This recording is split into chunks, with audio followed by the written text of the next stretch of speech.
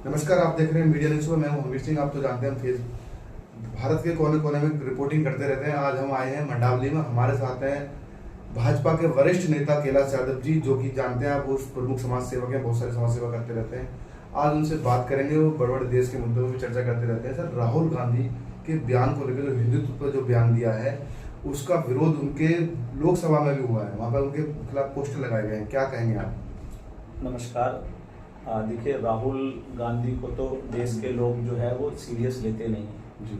और ये जो बयान उन्होंने दिया है ये बहुत ही निंदनीय है, क्योंकि देश में हिंदू समाज किस संख्या में रहता है शायद उनको इसका ज्ञात ही नहीं है। और इस प्रकार के बयान देना और हिंदुओं के लिए इस प्रकार की भाषा का इस्तेमाल करना जो है वो बहुत ही निंदनीय है और इसकी घोर निंदा की जानी चाहिए।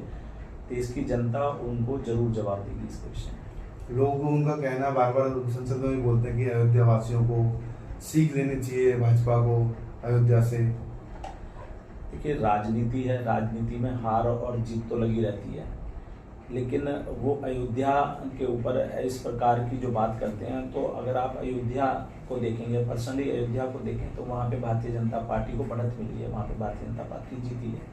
लेकिन आसपास के कुछ क्षेत्रों में बढ़त नहीं हो पाई, जिस कारण से वो सीट भाजपा को नहीं मिल पाई। लेकिन इसका मतलब ये नहीं है कि वहाँ के लोग भारतीय जनता पार्टी को पसंद नहीं करते हैं।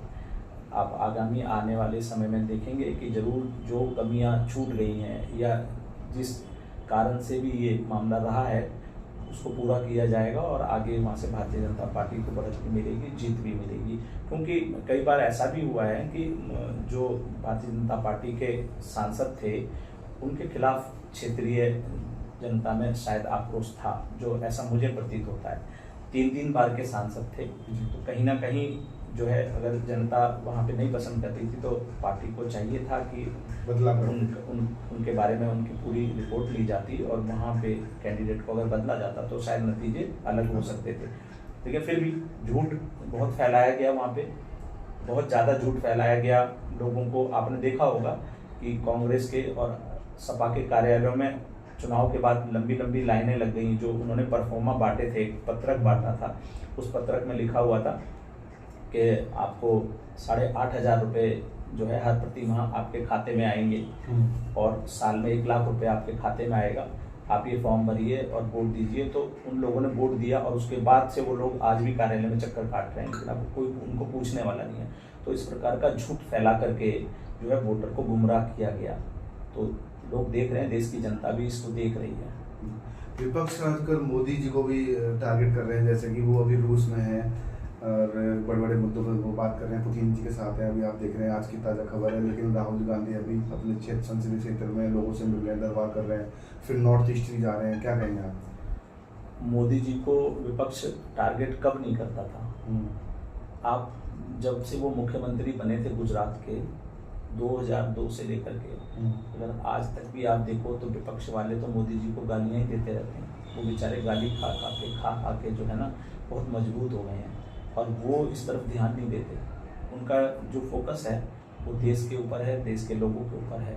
उनका फोकस है कि कैसे देश को मैं नंबर 1 तक ले जाऊं।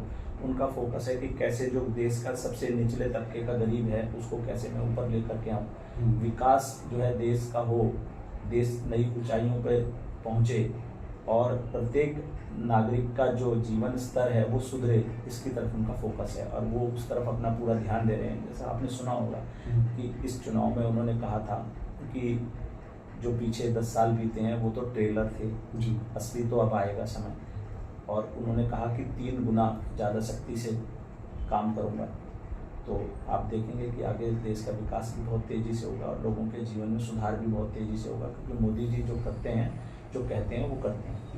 सर, बात हम दिल्ली की कर लेते हैं। अभी दिल्ली में कुछ विधानसभा ऐसी हैं जहाँ पर आम आदमी पार्टी के विधायक हैं, लेकिन निगम पार्षद हैं भाजपा के।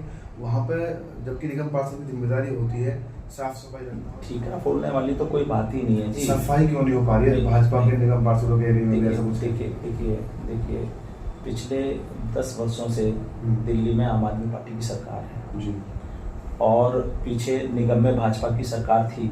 लेकिन अब तो निगम और दिल्ली दोनों में ही, विधानसभा में भी और निगम में दोनों में आम आदमी पार्टी की सरकार है। पहले ये ठीकरा भाजपा पे फोड़ते थे साफ सफाई और इन सब चीज़ों का, लेकिन आज तो इनके खुद के हाथ में चाबी है। तो आज अगर ऐसी व्यवस्था ठीक नहीं है या साफ सफाई नहीं है या नाले भरे पड़े हैं या सड़कें टूटी पड़ी हैं, दिल्ली में जो भी अव्यवस्था है अब तो उसके लिए जिम्मेदार यही है, क्योंकि अब तो दोनों चीज़ इनके पास आ गई। तब तो ये कहते थे एमसीडी भाजपा के पास अगर हमारे पास आ जाए तो हम अभूतपूर्व सुधार कर देंगे, लेकिन अब तो इनके पास है, पिछले 1.5 साल से तो एमसीडी भी इनके पास है, लेकिन अब भी क्यों नहीं सुधार है। भाजपा का अगर निगम पार्षद है तो भाजपा का निगम पार्षद भी तो काम जब ही कर पाएगा जब उसको फंड ठीक तरीके से मिलेगा, जब उसको सहयोग और साथ ठीक से मिलेगा। तो सरकार जब इनकी है, मेयर इनका है, तो अब तो इनको इन चीज़ों पे ध्यान देना चाहिए ना। आवाज़ तो हमें अब उठाना चाहिए आवाज़ कि भाई अब ये काम क्यों नहीं, अब दिल्ली साफ सुथरी क्यों नहीं, क्योंकि अब तो विधायक आपका, पार्षद भी आपका, दोनों ही चीज़ों में आपका डबल इंजन की सरकार हो गई आपकी। तो सर अब गलती क्या है? नहीं, जनता की तो कोई गलती नहीं, जनता की गलती तो यही है ना कि इन लोगों को चुन लिया जनता ने।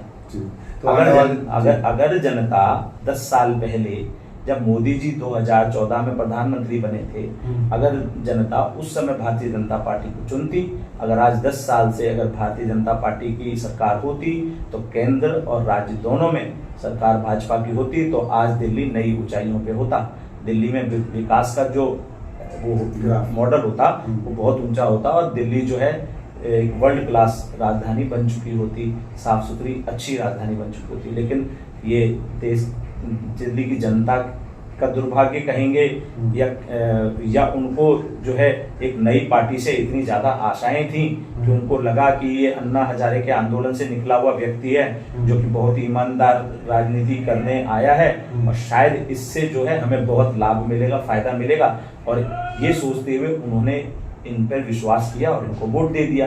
लेकिन इन्होंने तो आते ही भ्रष्टाचार शुरू कर दिया।